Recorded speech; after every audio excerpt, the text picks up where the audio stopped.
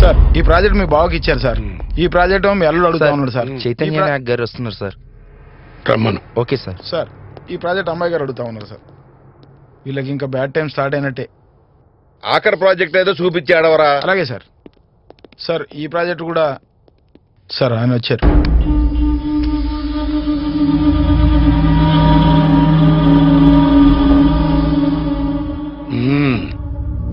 చైతన్య అంతా వాళ్ళ నాన్న పోలిక. మీ నాన్నగారు చాలా మంచివాడయ్యా. పాపం ఆయన కాలం చేసినందుకు నేను చాలా చింతిస్తున్నాను. సరే ఏంటిలా వచ్చావు? మీ పార్టీలో చేరుదామని. మీ పార్టీ వాళ్ళని చిల్లర పనులు చేయకుండా అదుపులో పెట్టుకోమని చెప్పడానికి వచ్చాను. నేను ప్రజలకి మంచి చేద్దామని రాజకీయాల్లోకి వచ్చాను. నా మార్గానికి అడ్డొస్తే మీకు మంచి జరగకపోవచ్చు. అది సరే గాని నువ్వు ఓటర్స్ అందరినీ ఒక టర్నింగ్ తిప్పుతున్నావని మా వాళ్ళందరూ అనుకుంటున్నారయ్యా. నిజమేనా? మాట మార్చకండి సార్. మీ వల్ల అయితే మా పార్టీ కన్నా మంచి పనులు చేయండి. అంతేగాని అసూయతో మా మీద అటాకులు లాంటివి చేసి చీప్ ట్రిక్స్ ప్లే చేయకండి. మీ మీదున్న గౌరవంతో చెప్తున్నాను, మళ్ళీ ఇలాంటివి రిపీట్ కాకుండా చూసుకోండి. ఏంటి వార్నింగ్ ఇస్తున్నావా? అవును, ఇంకో 48 గంటల్లో మీరు మీ పార్టీ ఓడిపోతారని వార్నింగ్ ఇస్తున్నాను. కంగ్రాచులేషన్స్. వస్తాను.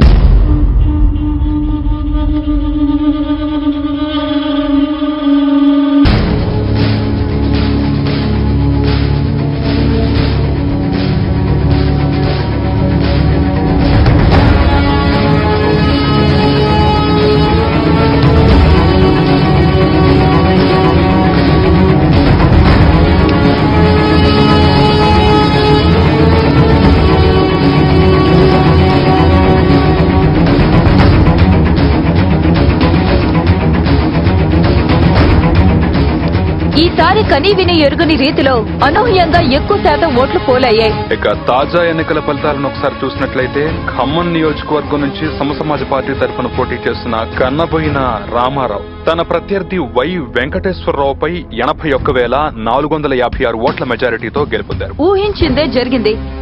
అన్ని సర్వేలు చెప్పినట్లుగానే సమసమాజ్ పార్టీ విజయం సాధించింది. 225 సీట్లు గెలుచుకొని అధికారాన్ని చేజిక్కించుకోబోతుంది.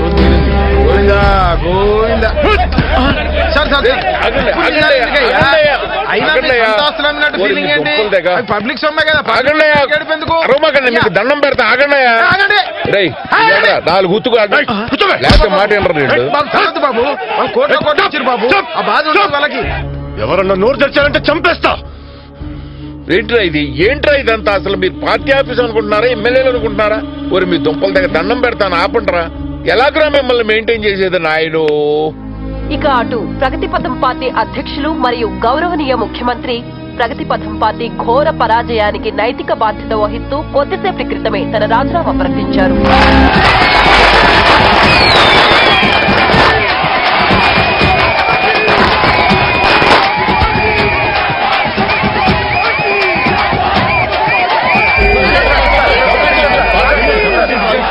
25 సీట్లే వస్తాయనుకున్న మీ పార్టీకి 225 సీట్లు రావడంపై మీ అభిప్రాయం ఏంటి సార్? మన ప్రభుత్వం జీవితంలో ఓటు వేసే హక్కుని 18 సంవత్సరాలుగా నిర్ణయించింది.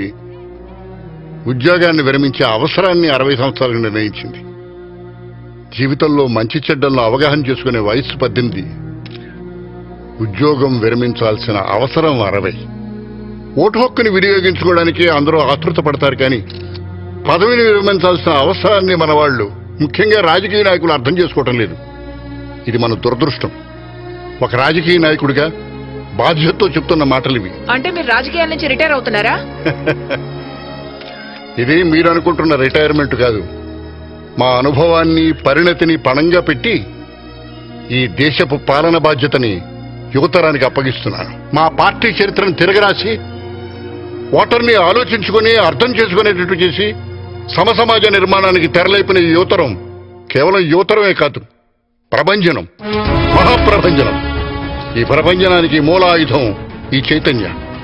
ఈ చైతన్య కేవలం యువతరానికి ప్రతినిధి మాత్రమే కాదు, మా తరం కన్నా ఆదర్శాలకి, కళలకి, ముఖ్యంగా మా నాగ్యానాయక వారసుడు.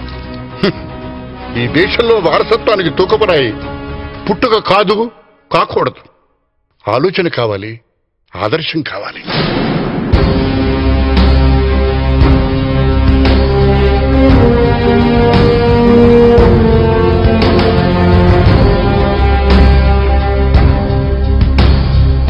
చేసే ప్రతి ట్రాన్సాక్షన్ క్యాష్ రూపంలో కాకుండా ఈ క్యాష్ రూపంలో జరగాలన్నమాట. అయితే ఇది అంత సులభమైన పనేమీ కాదు, చాలా చేయాలి. ప్రతి ఒక్కరిని ఎడ్యుకేట్ చేయాలి, చాలా డిజిటల్ ఎక్విప్మెంట్స్ ప్రజలకు అందుబాటులోకి తేవాలి. ఇదంతా అయ్యే పని కాదు అనుకుంటే మాత్రం పొరపాటే. క్యాష్లెస్ కంట్రీ అంటే చేతులతో డబ్బు మార్పిడి లేకుండా కేవలం ఆన్లైన్ ట్రాన్సాక్షన్స్, ఆన్లైన్లోనే చెల్లింపులు, వ్యాపారాలు చేయడం.